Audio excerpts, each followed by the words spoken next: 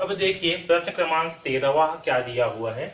यदि 10 बल्बों को 60 दिन तक 4 घंटे प्रतिदिन जलाने में 80 रुपए का विद्युत व्यय आता है, तो कितने बल्ब 16 दिन तक 3 घंटे प्रतिदिन जलाए जाने पर 40 रुपए का विद्युत व्यय आएगा। ओके, तो चलिए इस प्रश्न को हल करते हैं। तो देखिए हम मान करके चलते हैं कि 40 रुपए के विद्युत व्यय पर, ठीक है, 40 रुपए के विद्युत व्यय पर 16 दिन तक 3 घंटे प्रतिदिन के हिसाब से 3 घंटे प्रतिदिन के हिसाब से एक से बल्ब जलाए जा सकते हैं। ओके, ये हम मान करके चलते हैं कि कितने बल्ब, तो एक से बल्ब जो है जलाए जा सकते हैं। ओके,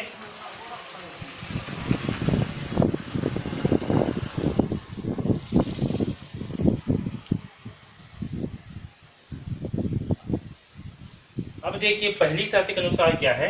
यदि 10 बल्ब को 60 दिन तक 4 घंटे प्रतिदिन जलाने में 80 रुपए का विद्युत व्यय आता है। ओके, कितना, 10 बल्ब को 60 दिन तक 4 घंटे जलाने में। ओके, तो अगर एक बल्ब, तो देखिए पहली शर्त के अनुसार क्या है, यदि एक बल्ब को 4 घंटे प्रतिदिन 60 दिन तक जलाया जाए, ठीक है, कितना, एक बल्ब को 4 घंटे प्रतिदिन 60 दिन तक जलाया जाए, तो एक बल्ब के जलने में कितना समय लगता है। तब एक बल्ब के जलने का कुल समय क्या होगा, तो 4, एक बल्ब है तो एक बल्ब का हो गया 1 इंटू 4 घंटे जल रहे हैं, और कितने दिन तक जल रहा है, 60 दिन तक जल रहे हैं। ओके, यानी कि एक बल्ब जो है कितना समय तक जल रहा है, 240 घंटे तक जल रहा है। आया समझ में। तो 10 बल्ब कितने घंटे तक जलेंगे,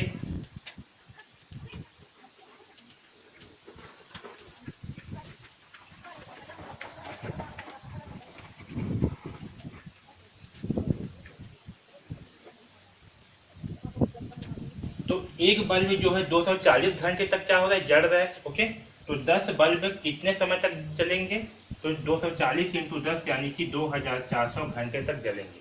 ठीक है, तो पहला कंडीशन के हिसाब से क्या हुआ, 10 बल्ब जो है 60 दिन तक 4 घंटे प्रतिदिन के हिसाब से कितने घंटे जल रहे हैं, तो 2400 घंटे जल रहे हैं। ओके,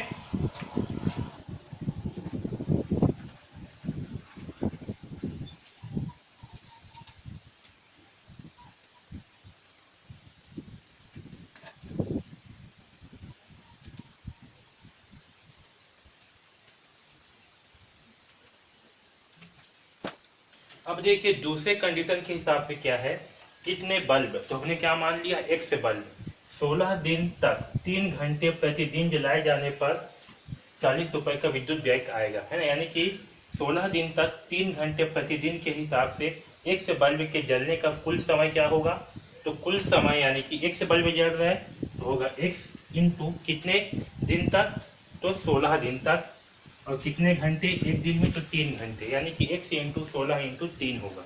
ओके, तो इसे हम क्या लिख सकते हैं, इसे हम लिख सकते हैं 16 तिया 48, तो इसे हम लिख सकते हैं 48x घंटे। आया समझ में।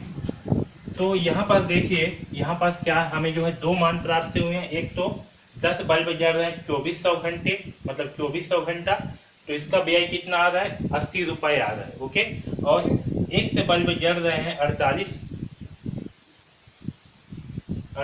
x घंटे, तो उसका व्यय कितना आ रहा है हमें, 40 रुपए आ रहा है। ठीक है, तो देखिए यहाँ पर 2400 2400 घंटा, इसका व्यय कितना है, 80 रुपए।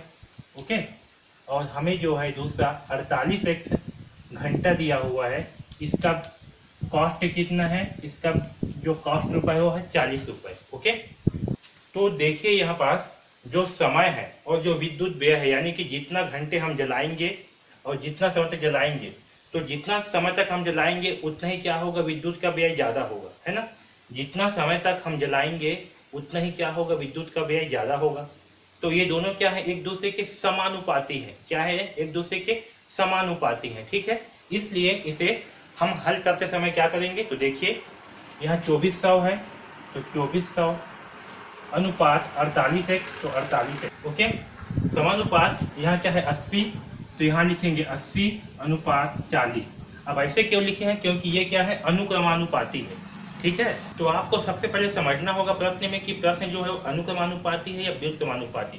तो क्योंकि जो समय है, मतलब जितने घंटे तक जल रहा है बल्ब जो, उतना ही ज्यादा क्या होगा, विद्युत का व्यय भी होगा, विद्युत का खर्च भी होगा, है ना। इसलिए क्या होंगे, अनुक्रमानुपाती होंगे।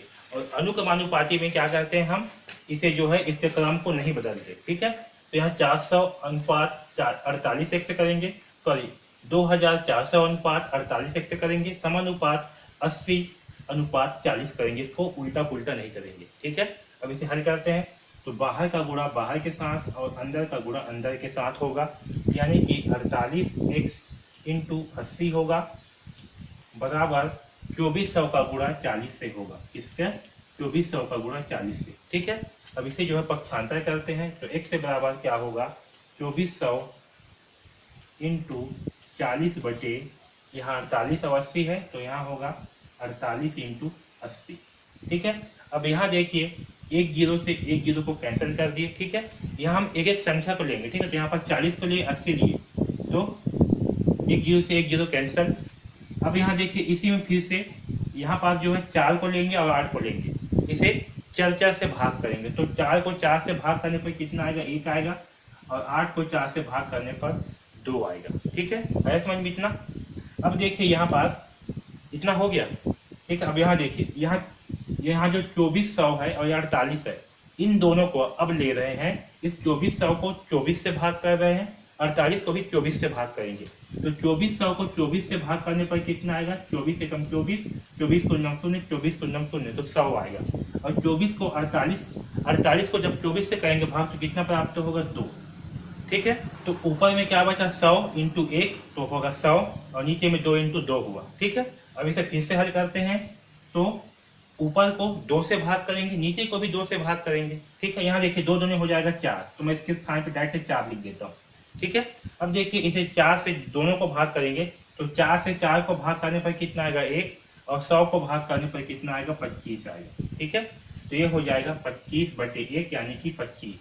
तो x से का मान क्या हुआ, x से का मान हुआ 25, और x से क्या था, तो x से जो है बल्ब की संख्या थी, है ना। x से क्या था, बल्ब, x से क्या थी, बल्ब, यानी कि 25 बल्ब को 16 दिन तक 3 घंटे तक जलाए जा सकते हैं। ओके, तो कितना बल्ब को, 25 बल्ब को, तो 25 बल्ब को जलाए जा सकते हैं। ठीक है,